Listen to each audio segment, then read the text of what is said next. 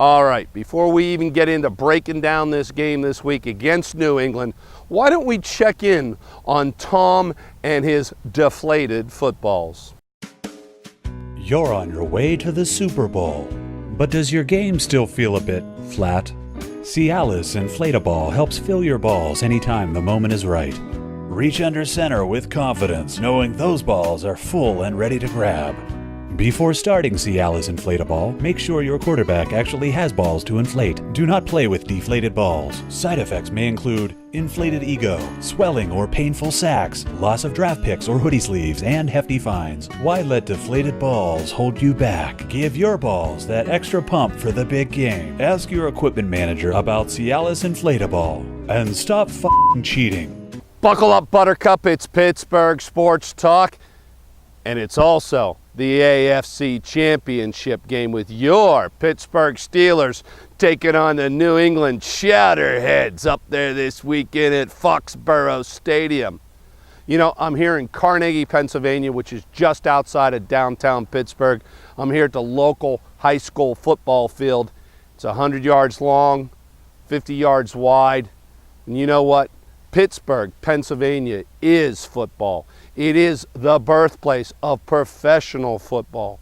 If you don't know why we're so successful here in Pittsburgh in playing football and putting guys into the NFL, you know, guys like Mike Ditka, Tony Dorsett, Dan Marino, Jim Kelly, George Blanda, and if you kiddies don't know who George Blanda is for the Oakland Raiders, you better look up who he is. Aaron Donald, who plays for the Rams right now. Pittsburgh, Pennsylvania is the hot spot, the melting pot for all things football, baby. If you don't know our history, then you're missing out on a lot.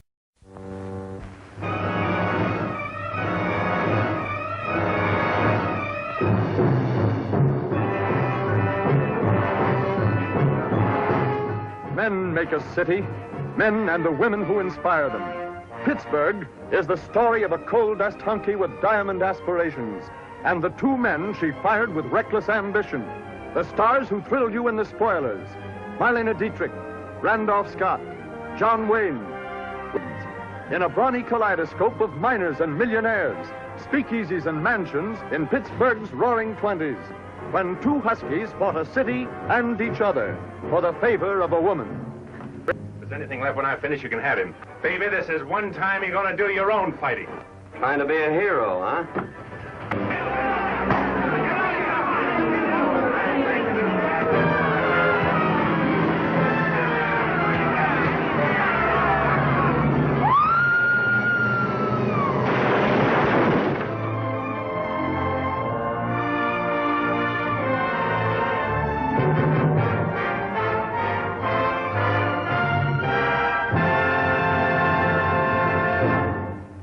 All right, if you don't know your professional football history, then the old tanker's going to educate you. Pittsburgh, PA is the birthplace of professional football. Now look, there's something you got to understand about Pittsburgh, man. 100 miles in a circumference from Aliquippa to Latrobe, we all bleed black and gold. We're all from Pittsburgh, man, and we all love our football. 1895, Latrobe, Pennsylvania. All the guys on the local YMCA football team, the Latrobe Wildcats, were paid to play, baby. They're recognized as the first true professional football team. John Breiler, the local dentist in Latrobe, well, he'd knock your teeth out on a Sunday and put them back in on a Monday for you.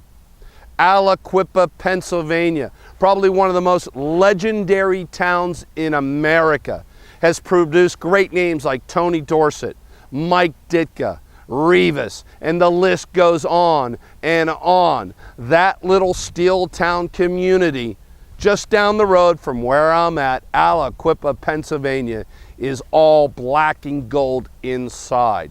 You know, if you saw the movie with Tom Cruise, All the Right Moves, in the early 80s, that really encapsulates just what football means to us here in Western Pennsylvania. So Tank, why are you going into all this history this weekend? Why, baby? Because this AFC Championship game against the New England Patriots means the world to this city. It's our heritage. It's our lineage. It's our birthright to go into New England and put a whooping on Tom Brady and the New England Chatterheads. Before we even get into breaking down this game this week against New England, why don't we check in on Tom? All right, review last week in Kansas City. Kind of a bad performance on the offense. 7 times inside the red zone, 25 yards are in, and we didn't put any points on the board via the old touchdown. Instead, we had to rely on the Wizard of Oz to get us out of the Chiefs' backyard, their teepee there in Kansas City. So Wizard of Oz, we owe you for Cincinnati, sweetheart, and we owe you for getting us out of Kansas City as well. This week's press conference with Coach Tomlin, I had 2 questions for him. First of all, if this Steelers team has an Achilles heel heading into New England against the Chatterheads, it's our special teams play. But you know what? It's only been on the kickoff returns and kickoff coverage and punt coverage that we've had some problems this year. But last week against the Chiefs, you know what? Your Steelers corrected the problem. So I asked Coach, how'd you do that? Kickoff coverage was a weakness going into this game. You had the big hit by Williams and Matakavich. Did you specifically make any changes on kickoffs, or was it getting the intensity and focus up? You know, we're at the point of no return in some of these areas. We put guys like Mike Mitchell on kickoff last week because we need tacklers. And, you know, no need to say bullets now. You know, we're in a single elimination tournament. So I don't know that we did anything different schematically, but we look hard at the people we're utilizing and want to put our very best people on the field regardless of circumstance.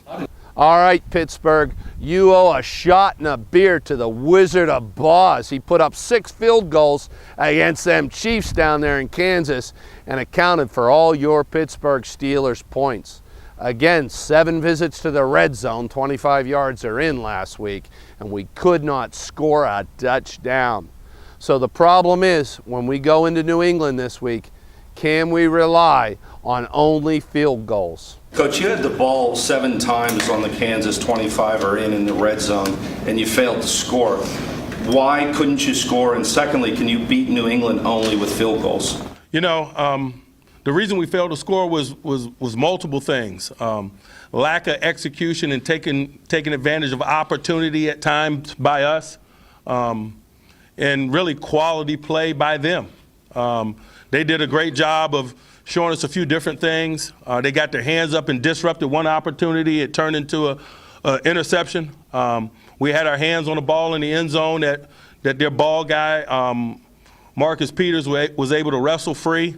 You know, there's a myriad of reasons, and all of it boils down to execution, lack of taking advantage of opportunity, or just acknowledging quality planning and execution by them.